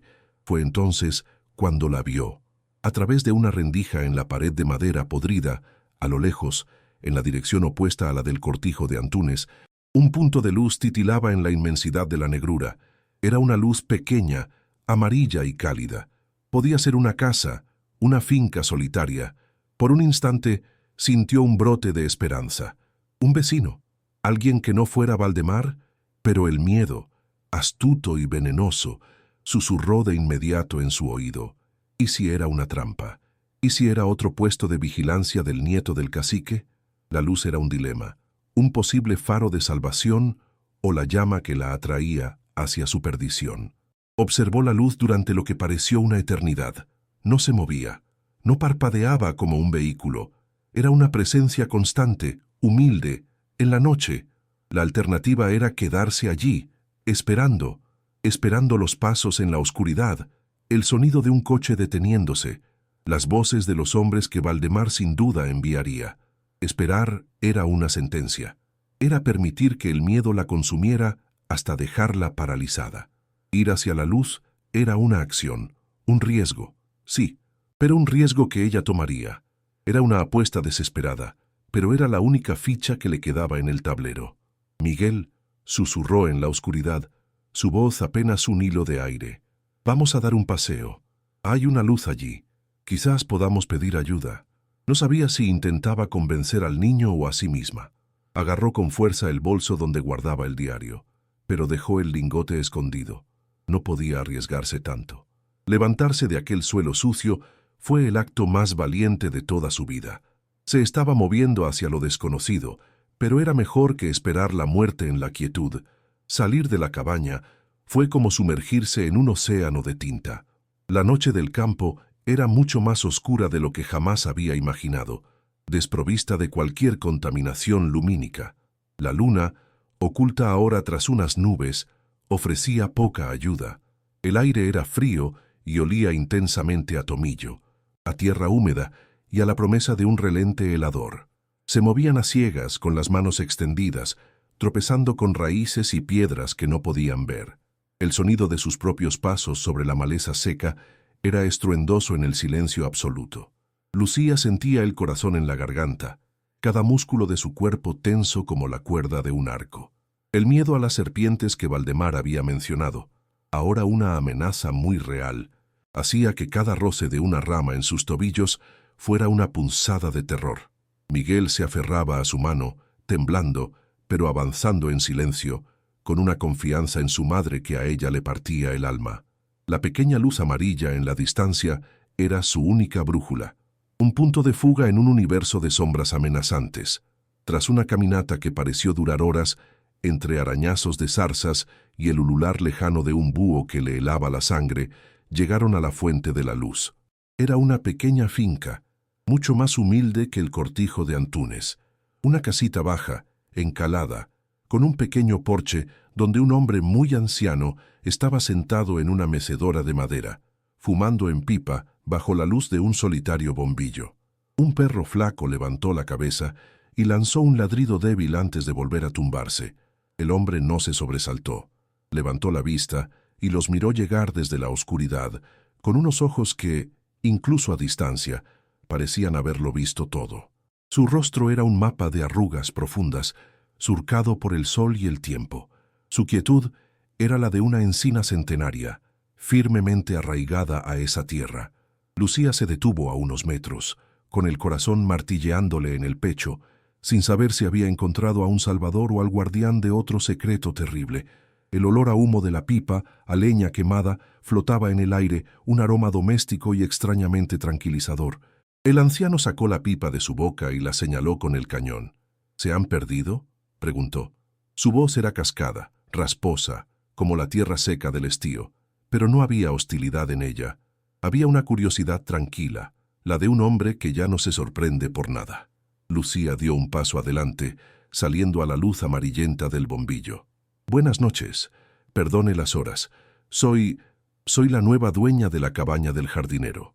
Al decir esas palabras, vio un destello de algo en los ojos del anciano, un reconocimiento, un recuerdo lejano que emergía de las profundidades de su memoria. El hombre entrecerró los ojos, estudiándola a ella y al niño que se escondía tras sus piernas. «La cabaña del alemán», corrigió él en voz baja, y el apodo, dicho con tanta naturalidad, fue una confirmación y un escalofrío. Aquel hombre sabía, aquel hombre recordaba. Sintió que la garganta se le secaba por completo, el miedo y la esperanza librando una batalla feroz en su interior. Necesitaba que aquel hombre fuera su aliado, su única esperanza. «Soy Joaquín», dijo el anciano, incorporándose con un esfuerzo visible, apoyándose en un bastón de madera nudosa. «Fui chico de los recados en la finca de Antúnez, cuando su abuelo aún vivía. La mención del cacique, pronunciada sin el temor reverencial que todos parecían tenerle, hizo que Lucía sintiera un pequeño alivio. Joaquín no parecía formar parte del círculo de poder de los Antúnez. «Vi el coche del señorito Valdemar esta tarde. No trae nada bueno ese hombre, igual que su abuelo». Su mirada se posó en el rostro pálido y asustado de Lucía. «Tiene usted la cara de quien ha visto un fantasma, muchacha. Y me temo que en estas tierras los fantasmas son muy reales». La empatía en su voz cascada fue como un bálsamo para el alma herida de Lucía. Por primera vez desde que había llegado, alguien la miraba y veía su terror, en lugar de ser la causa de él. Las lágrimas que había estado conteniendo con tanta fuerza pugnaron por salir, un nudo doloroso de gratitud y miedo acumulado que le apretaba la garganta. Joaquín debió ver la desesperación en sus ojos, porque con un gesto de su cabeza huesuda, señaló hacia el interior de su casa. «Anden, pasen. La noche es fría y las paredes oyen». La invitación era un salvavidas lanzado en medio de un océano de pánico. Lucía y Miguel entraron en la pequeña vivienda. El interior olía a café recién hecho, a humo de chimenea y a la cal de las paredes. Era una única estancia, ordenada y limpia, con una cocina de leña en una esquina, una mesa robusta y 2 camas hechas. Era el hogar de un hombre solo, un refugio de sencillez y paz que contrastaba brutalmente con la opulencia y la maldad del cortijo de los Antunes y la podredumbre de su propia cabaña. Joaquín le sirvió 2 vasos de leche caliente con una mano temblorosa pero firme. El calor del vaso entre las manos heladas de Lucía fue un ancla a la realidad, un pequeño gesto de humanidad que comenzó a derretir el hielo que se había instalado en su corazón. Sentada a aquella mesa, bajo la mirada tranquila del anciano, se sintió segura por primera vez. Impulsada por una necesidad desesperada de confiar en alguien, Lucía le contó su historia. No todo, no el oro. Eso era un secreto demasiado grande y peligroso, pero le habló de la herencia, de su llegada, de la visita de Valdemar y sus amenazas veladas, y finalmente, con la voz convertida en un susurro, le habló del diario. Encontré un diario viejo, en la cabaña, escrito en alemán. Pertenecía al jardinero, a un tal Klaus. Joaquín, que había estado escuchando en silencio, asintiendo de vez en cuando, se quedó completamente inmóvil al oír el nombre. Sus ojos, antes tranquilos, se clavaron en los de Lucía con una intensidad renovada. Dejó el vaso sobre la mesa con un golpe seco. El sonido resonó en el silencio de la pequeña cocina. «Klaus», repitió el anciano, y el nombre fue como una piedra arrojada a un pozo profundo y oscuro, cuyas ondas tardaban décadas en llegar a la superficie. La atmósfera cambió por completo. Joaquín ya no era solo un vecino amable, se había convertido en el guardián de la historia. «Yo me acuerdo de Klaus», comenzó a decir Joaquín, con la mirada perdida en un punto de la pared, como si estuviera viendo el pasado proyectado sobre la cal blanca. «Yo era un crío, tendría la edad de su zagal», dijo, señalando a Miguel, que se estaba quedando dormido con la cabeza apoyada en la mesa. Llevaba los recados, el agua, lo que hiciera falta. Klaus era un hombre bueno, callado, sí, no hablaba mucho español, pero siempre tenía una sonrisa para los chiquillos y unas manos prodigiosas para las plantas. El jardín del cortijo nunca volvió a ser el mismo después de él. La descripción del anciano daba vida al fantasma del diario. Lo convertía en un hombre de carne y hueso, haciendo la tragedia aún más palpable y dolorosa para Lucía. Podía imaginarlo, un extranjero solitario cuidando de sus rosas, sin saber que estaba plantando las semillas de su propia muerte. El corazón de Lucía se encogió. La injusticia de aquella historia era una herida abierta que supuraba a través de las décadas. La historia oficial, continuó Joaquín, bajando la voz como si aún temiera que las paredes oyeran, fue que se marchó. Una noche sin despedirse de nadie, que se había vuelto a su país. Pero eso fue mentira. Hizo una pausa, y el crepitar del fuego en la cocina de leña fue el único sonido. La noche antes de que desapareciera, yo estaba llevando leña a la cocina del cortijo, y oí gritos fuertes que venían del despacho del cacique Antunes. Eran él y Klaus. No entendía lo que decían, porque hablaban en alemán, pero la voz de Klaus sonaba desesperada, y la voz de Antunes sonaba como el filo de una navaja, fría y cortante. Sentí un miedo que me heló los huesos, y salí corriendo de allí. La revelación era la pieza que faltaba en el puzzle del diario. La discusión. El enfrentamiento final que Klaus no había llegado a registrar. Lucía contuvo el aliento, sintiendo que estaba a punto de escuchar la verdad definitiva de boca del último testigo vivo. Joaquín se inclinó sobre la mesa, su rostro arrugado, iluminado por el fuego danzante. Esa noche no pegué ojo. A la mañana siguiente no había ni rastro de Klaus. Su puerta, cerrada, sus herramientas, en su sitio, como si se lo hubiera tragado la tierra. El anciano tragó saliva, el recuerdo aún vívido y doloroso. Unos días después, oí a mi padre hablar con mi madre en susurros, en la cama. Creían que yo dormía. Mi padre trabajaba en las cuadras, lo oía todo, y le dijo a mi madre que el cacique lo había silenciado. Esa fue la palabra que usó, silenciado, porque el alemán sabía demasiado sobre sus negocios. La palabra resonó en la mente de Lucía con la fuerza de un disparo. Silenciado, asesinado. El diario tenía razón. El profesor Schmidt tenía razón. Y ahora aquel anciano, con su voz quebrada por el tiempo, estaba firmando la sentencia de muerte del cacique Antúnez y, por extensión, la culpabilidad de su nieto. El misterio estaba resuelto. La trama estaba confirmada. La familia Antúnez siempre ha sido veneno para esta tierra, sentenció Joaquín con una amargura profunda. El abuelo era un diablo con corbata, y el nieto, Valdemar, es la misma serpiente, pero con estudios, más fina pero más venenosa si cabe. Creen que todo esto es suyo, que pueden comprar y vender vidas como si fueran ganado. Miró a Lucía con una seriedad terrible. Y no se fíe usted de nadie, especialmente de la Guardia Civil del puesto de aquí. Siempre han comido de la mano de los Antúnez, desde los tiempos del contrabando hasta hoy. Si va a ellos con esa historia, la que sea que ha descubierto, es como ir a confesarse con el mismo diablo. La silenciarán a usted también, y dirán que se marchó, como hicieron con el pobre Klaus. La advertencia final de Joaquín fue un mazazo que destruyó la última y más remota esperanza de Lucía de encontrar una solución fácil. Estaba completamente sola, contra un monstruo con innumerables tentáculos. El miedo volvió a atenazarla, pero ahora era un miedo más lúcido, más informado. Tiene que andar con mucho ojo, muchacha. Mucho ojo, concluyó el anciano, su voz un susurro grave. Valdemar es impaciente. Si sospecha algo, no esperará mucho para actuar. Si necesita un escondite, si la cosa se pone fea, mi puerta está abierta. Soy viejo, pero mi escopeta de caza todavía funciona. La oferta, tan directa y tan valiente, conmovió a Lucía hasta lo más profundo. Aquel hombre, un completo desconocido, estaba dispuesto a arriesgar su vida por ella, por la memoria de un jardinero asesinado hacía 70 años. Le dio las gracias con la voz rota por la emoción y, tras dejar a Miguel durmiendo un rato más, emprendió el camino de vuelta a la cabaña. Ya no caminaba a ciegas. Ahora tenía un plan terrible y arriesgado, pero el único posible. Las palabras de Joaquín resonaban en su cabeza. Valdemar es impaciente, no esperará mucho.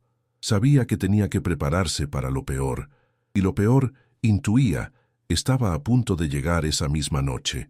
Llegó a la cabaña justo cuando los primeros albores teñían el cielo de un gris pálido. La ruina parecía aún más tétrica a esa luz fantasmal. Entró y, sin perder un segundo, mientras Miguel seguía durmiendo agotado en el rincón, se dirigió a la tabla suelta. Su corazón latía con una calma extraña, la calma que precede a la tormenta. Levantó la tabla y sacó el pesado bulto envuelto en tela encerada.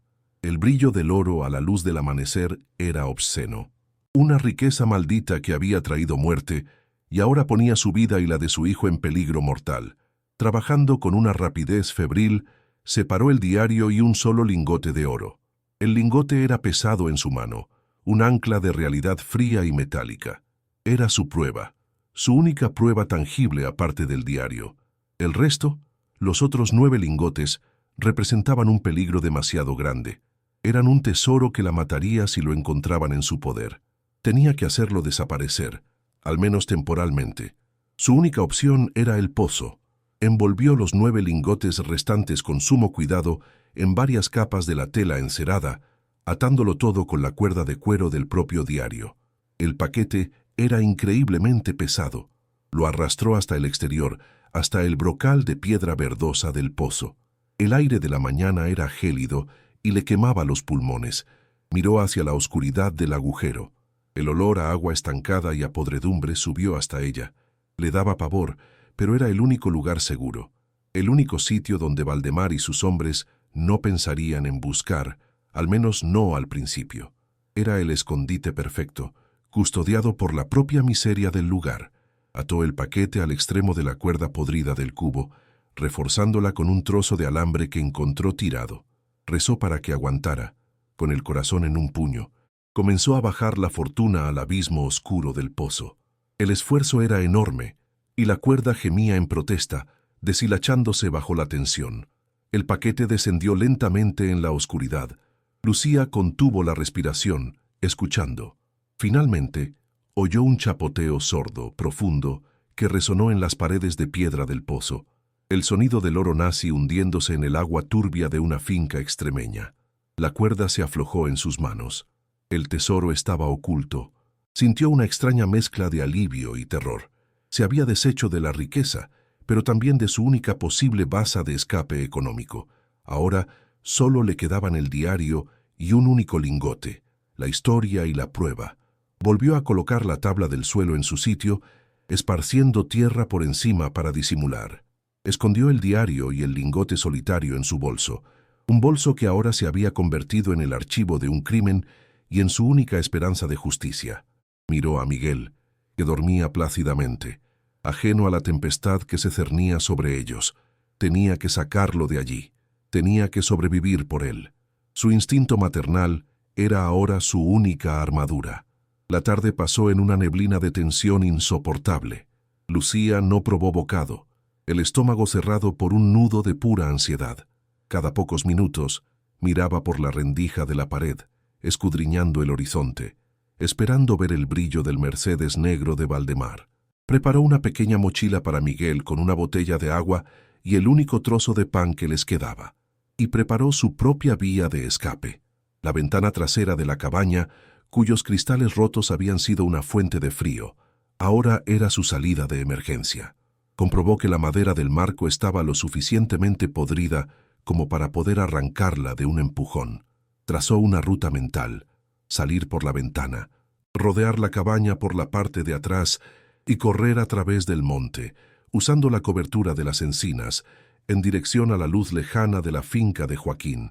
Era un plan frágil, desesperado, basado en la velocidad y la oscuridad. Un plan que esperaba no tener que usar jamás. El sol comenzó a ponerse, pintando el cielo de naranjas y violetas sangrientos. La noche llegó, y con ella, el terror. La oscuridad era su enemiga y su aliada al mismo tiempo. Se sentó con Miguel en el suelo, completamente vestidos, con los zapatos puestos, listos para correr en cualquier momento. No hablaron. El silencio estaba cargado de una electricidad que casi podía masticarse. Lucía intentaba controlar su respiración, escuchando. Aguzó el oído hasta el punto de que podía oír el zumbido de su propia sangre en sus tímpanos, el ulular del búho, el crujido de una rama lejana. Y entonces lo oyó, débil al principio, pero inconfundible. Un sonido que no pertenecía a la noche del campo. El ronroneo grave de un motor de coche, acercándose por el camino de tierra. Su corazón se detuvo. Un sudor frío le recorrió la espalda. No era el Mercedes de Valdemar. Era un sonido más tosco, más gutural, el motor de una furgoneta o un todoterreno viejo. Eran ellos. Valdemar no había venido. Había enviado a sus perros de presa. El vehículo se acercaba, sus luces aún no eran visibles, pero el sonido del motor era cada vez más fuerte, un gruñido amenazante que devoraba el silencio de la noche. Lucía agarró a Miguel y lo apretó contra ella, poniéndole un dedo en los labios en una señal universal de silencio absoluto. El niño temblaba como una hoja, sus ojos desorbitados de terror en la penumbra. «Recuerda el plan, cariño», susurró Lucía al oído de su hijo, su propia voz temblorosa. «Cuando yo te diga, corremos, corremos sin mirar atrás, hacia la luz de Joaquín. ¿Entendido?» Miguel asintió, incapaz de hablar. De repente, dos haces de luz blanca y sucia cortaron la oscuridad como cuchillos, barriendo la fachada de la cabaña. Las luces se movieron, iluminando los árboles, el pozo, y finalmente se detuvieron, apuntando directamente a la puerta. El motor se apagó con un estertor. El silencio que siguió fue peor que el ruido. Duró apenas 3 segundos, 3 segundos de agonía pura y absoluta. El sonido de 2 puertas de coche cerrándose con un golpe metálico y pesado rompió el silencio. Sonaron como el cerrojo de una celda. Luego, pasos, pasos pesados, torpes, sobre la tierra seca y las hojas. No intentaban ser sigilosos, querían ser oídos, querían que el terror precediera a su llegada. Lucía, agachada bajo la ventana trasera, se asomó con infinito cuidado por una grieta. Pudo ver dos siluetas corpulentas, dos hombres grandes y anchos de espaldas, recortados contra los faros de su propio vehículo. No podía ver sus rostros, solo sus formas amenazantes. Vio el brillo de algo metálico en la mano de uno de ellos, una palanqueta. No venían a hablar, venían a destrozar, a buscar, a aterrorizar. El corazón le golpeaba el pecho con una violencia que le quitaba el aliento. Este era el momento, el punto de no retorno. La promesa de Valdemar estaba a punto de cumplirse. El accidente estaba a punto de suceder. ¡Tú! ¡Sabemos que estás ahí dentro!, gritó una de las voces. Era una voz grave, áspera, cargada de una brutalidad animal. El señorito Valdemar te manda un último aviso. Sal por las buenas o te sacamos nosotros. El grito fue seguido por una risa cruel del otro hombre. No esperaron respuesta. Lucía oyó un golpe brutal contra la puerta, el sonido de la madera astillándose. Un segundo golpe, más fuerte. La puerta no aguantaría mucho. Era ahora o nunca. Ahora, Miguel, susurró con una urgencia desesperada. Empujó el marco podrido de la ventana trasera, cedió con un gemido sordo. Agarró su bolso con el diario y el lingote, se lo colgó cruzado sobre el pecho y ayudó a Miguel a salir por el hueco. El niño cayó al otro lado, sobre la hierba húmeda, con un pequeño gemido ahogado. El frío de la noche los golpeó de lleno. Detrás de ellos, oyeron el estruendo final de la puerta de la cabaña al ser derribada. No había tiempo. Lucía saltó tras su hijo, aterrizando torpemente sobre sus manos y rodillas. El dolor fue agudo, pero la adrenalina lo borró al instante. ¡Corre!, gritó en un susurro ahogado, agarrando a Miguel de la mano y tirando de él hacia la oscuridad protectora del monte. Se adentraron en la negrura, lejos de la luz de los faros. El sonido de los hombres entrando en la cabaña, volcando la mesa, maldiciendo, les llegó como ecos de una pesadilla. «No está aquí. Busca por fuera». «¡Ah, imbécil!». La voz retumbó a sus espaldas. El corazón de Lucía amenazaba con estallar. Corrieron a ciegas, tropezando, cayendo, levantándose. Las ramas de las zarzas les arañaban la cara y los brazos, rasgando su ropa y su piel, pero no sentían el dolor. Solo sentían el pánico, un impulso primario y animal de poner la mayor distancia posible entre ellos y los monstruos que habían invadido su refugio. El sonido de su propia respiración, jadeante y desgarrada, era un tambor que marcaba el ritmo de su huida desesperada. El terreno era un caos de piedras sueltas y raíces traicioneras. Lucía cayó de rodillas, raspándose la piel hasta hacerla sangrar, pero se levantó al instante, tirando de Miguel, que sollozaba en silencio. El peso del bolso, con el oro y el diario, golpeaba contra su costado, un recordatorio constante de por qué estaban huyendo, de lo que estaba en juego. Podía oír las voces de los hombres a sus espaldas, más cerca de lo que le gustaría. «Por allí, he oído algo». Un haz de luz de una linterna potente comenzó a barrer el monte, sus rayos blancos moviéndose erráticamente entre los troncos de las encinas como dedos fantasmales que los buscaban. Se agacharon detrás de un tronco grueso, con los corazones paralizados, mientras la luz pasaba a escasos metros de ellos. Lucía apretó a Miguel contra sí, rezando a un Dios en el que ya no estaba segura de creer, pidiendo que la oscuridad los engullera, que los hiciera invisibles. La náusea subió por su garganta, un sabor a bilis y a terror puro. El haz de luz se alejó en otra dirección. «No veo nada. Se habrá metido en su madriguera como una rata», dijo una de las voces, más lejana ahora. Era su oportunidad. Lucía no esperó. Volvió a agarrar la mano de Miguel y reemprendió la carrera, esta vez más agachados, intentando hacer el menor ruido posible. Sus pulmones ardían, sus piernas eran de plomo, pero seguía adelante, impulsada por la imagen del rostro aterrorizado de su hijo. A lo lejos, a través de un claro en los árboles, vio la luz, la pequeña y cálida luz amarilla de la casa de Joaquín. Era un faro de esperanza en un océano de terror. Estaba más lejos de lo que recordaba, pero estaba allí. Era real. «Ya casi llegamos». Mi vida, ya casi llegamos. Jadeó, aunque las palabras eran más para ella que para el niño. La luz era su única meta, su única posibilidad de supervivencia. Tenía que llegar, tenían que llegar. La carrera por sus vidas acababa de comenzar. Irrumpieron en la pequeña casa de Joaquín como dos animales acorralados, sin aliento, cubiertos de arañazos y con el terror pintado en sus rostros. Lucía se derrumbó en una silla, atrayendo a Miguel hacia ella en un abrazo tembloroso, mientras el anciano cerraba la puerta con una calma solemne. El sonido lejano del motor de la furgoneta, alejándose en la noche, fue la confirmación de que el peligro inmediato había pasado. Pero la guerra acababa de empezar. Con las manos aún temblorosas, Lucía sacó de su bolso el diario de Klaus y el único lingote de oro. Lo depositó sobre la mesa de madera. El metal brilló bajo la luz del bombillo, frío, pesado y terriblemente real. Joaquín lo tomó en sus manos artríticas.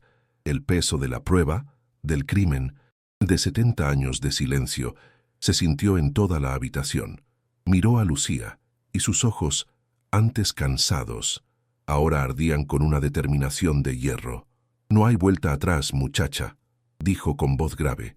«Llegó la hora de arrancar esta mala hierba de raíz, para siempre». Joaquín se movió con una agilidad que desmentía sus 85 años. De un hueco tras la cocina de leña, sacó una vieja lata de café oxidada. Dentro, envuelto en un paño, estaba el trabajo de toda una vida. Un fajo de billetes viejos arrugados por el tiempo. «No es mucho», dijo, «pero bastará para llevarnos a Madrid. Aquí estamos en la boca del lobo, en su nido de ratas. La justicia hay que buscarla en la cabeza de la serpiente, no en la cola». La decisión fue instantánea, sin vacilaciones. En la quietud de la noche, usando un viejo teléfono de disco que parecía una reliquia, Joaquín llamó a un sobrino taxista en la capital, concertando un encuentro para antes del amanecer en un cruce de caminos a varios kilómetros de allí. El aire de la humilde cocina olía a leña quemada y a conspiración. Por primera vez, Lucía no sentía solo miedo. Sentía el poder de la acción, una corriente eléctrica de propósito que nacía de la alianza improbable con aquel anciano valiente. Ya no estaba sola en la oscuridad.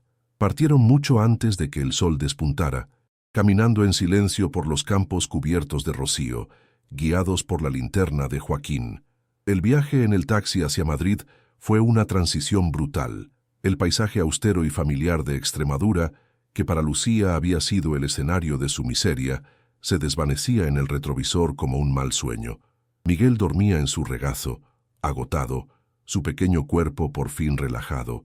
Joaquín, a su lado, permanecía erguido y vigilante, con una mano siempre sobre el bolso que contenía el diario y el lingote, como un centinela guardando las joyas de la corona.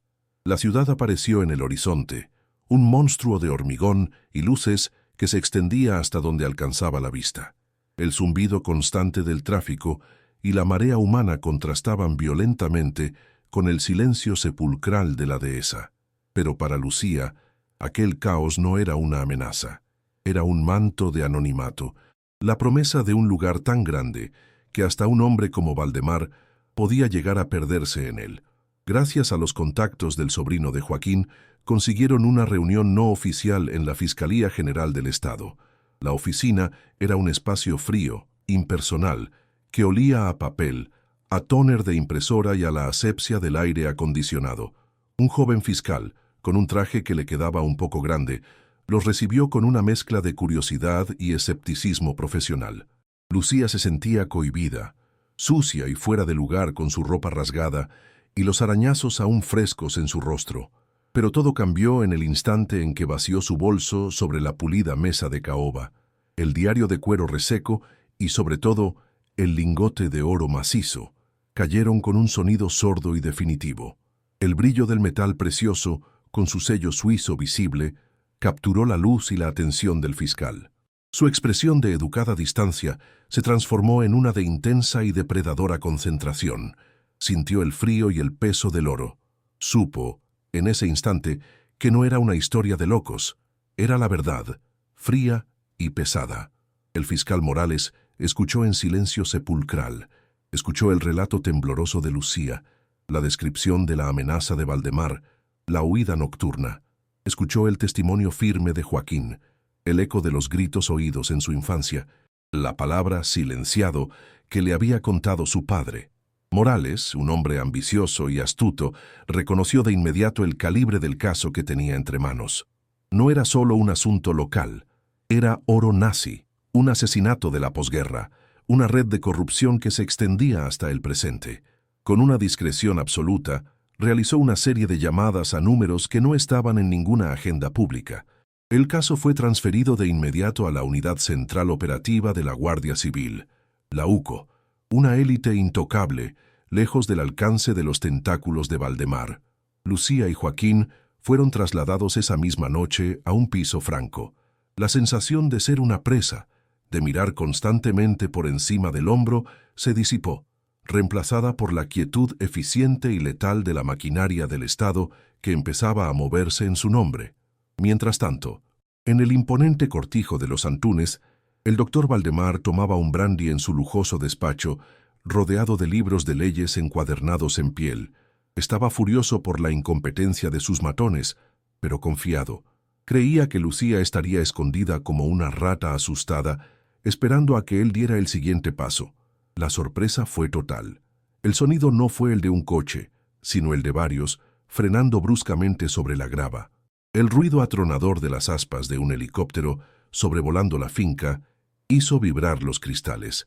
Antes de que pudiera reaccionar, la puerta de su despacho se abrió de una patada y varios hombres con uniformes tácticos negros, rostros cubiertos y las siglas UCOMITS en el pecho, irrumpieron en la estancia. El hedor a miedo y a justicia aplastó el aroma a cuero y madera noble.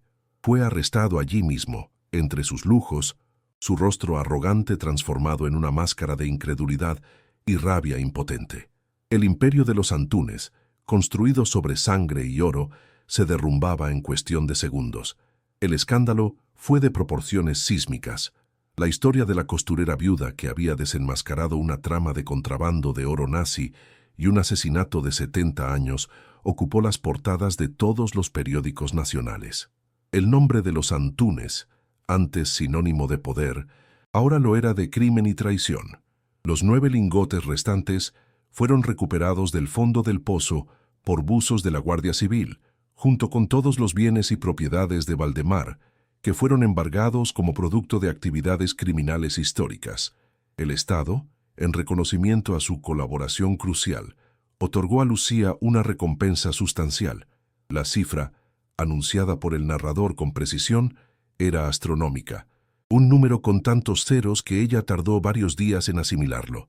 No era el oro manchado de sangre de Klaus, sino dinero limpio, una compensación del Estado por haberle devuelto un trozo de su historia robada y por haber arriesgado su vida por la justicia. La miseria era, por fin, un recuerdo lejano. Lucía nunca volvió a la cabaña.